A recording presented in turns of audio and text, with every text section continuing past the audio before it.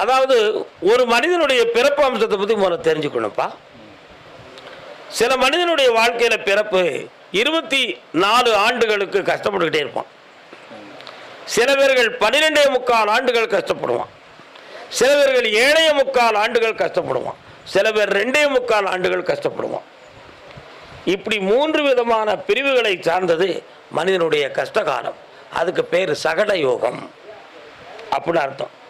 ஒரு நாள் நல்லா இருப்பான், ஒரு நாள் தளர்ந்து போயிடுவான்.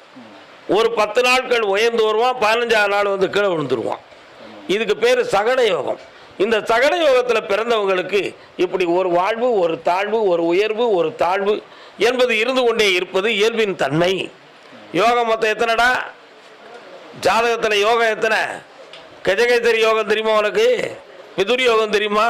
மத்திய யோகம் தெரியுமா? இப்போ 37 யோகங்கள் இருக்கு.